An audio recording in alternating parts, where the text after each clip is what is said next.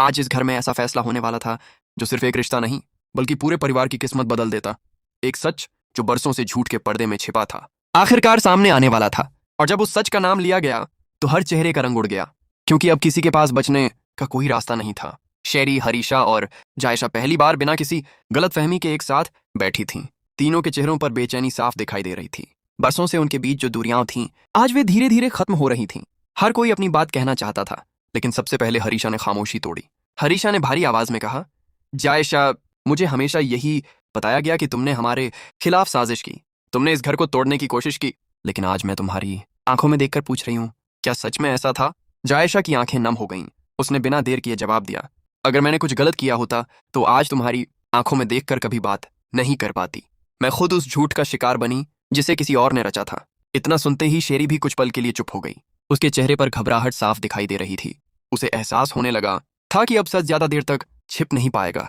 फिर जायशा ने एक एक करके हर वह बात बतानी शुरू की जिसे अब तक छिपाया गया था। उसने बताया कि कैसे हर छोटी सी गलतफहमी को बढ़ाकर रिश्तों में जहर घोला गया, कैसे एक की बात दूसरे तक बदलकर पहुंचाई गई, कैसे हर बार किसी न किसी को एक दूसरे के खिलाफ भड़काया गया।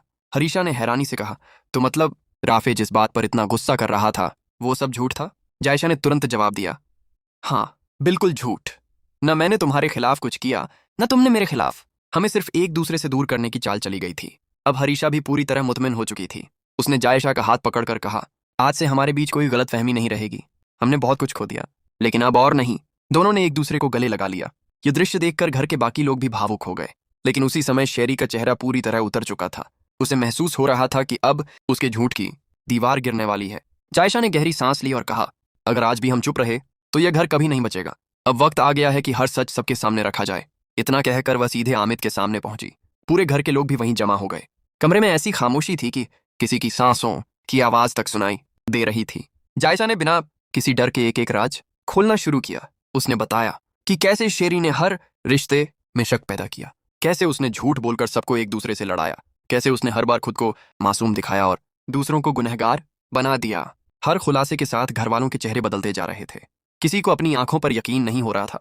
जिस शेरी पर सब भरोसा करते थे वही इस पूरे बिखराव की सबसे बड़ी वजह निकली। आमिद पहले तो बिल्कुल खामोश रहा, लेकिन जैसे जैसे सच सामने आता गया उसका दिल टूटता गया। उसके हाथ कांपने लगे, सांसें तेज हो गईं और उसकी तबीयत अचानक बिगड़ने लगी। घर वाले घबरा गए।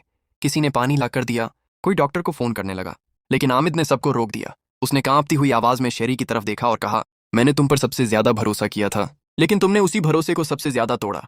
तुमने सिर्फ रिश्ते नहीं तोड़े, तुमने इस पूरे घर की खुशियां छीन ली।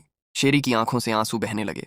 उसने रोते हुए कहा, आमिद, मुझसे गलती हो गई, लेकिन मैं कभी नहीं चाहती थी कि बात यहां तक पहुंच जाए। मुझे एक मौका दे दो। आमिद ने दर्द भरी आवाज में कहा, कुछ गलतियां माफी से बड़ी होती हैं। तुम्हारी वजह से हर इंसान एक दूसरे से नफरत करने लगा। तुम्हारी वजह से इस घर में हर दिन आंसू बहे।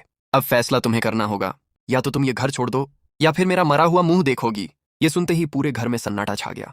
किसी ने कभी नहीं सोचा था कि आमिद इतना बड़ा फैसला सुना देगा। शेरी फूट फूट कर रोने लगी। उसने कांपती हुई आवाज में कहा, मैं कभी नहीं चाहती कि तुम मेरे सामने ऐसी बातें करो।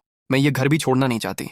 यही मेरा परिवार है, यही मेरी दुनिया है। लेकिन आमिद ने बिना अपना फैसला बदले कहा, जिस इंसान की वजह से इस घर की हर खुशी खत्म हो गई वह इस घर में रहकर कभी खुशियां वापस नहीं ला सकता।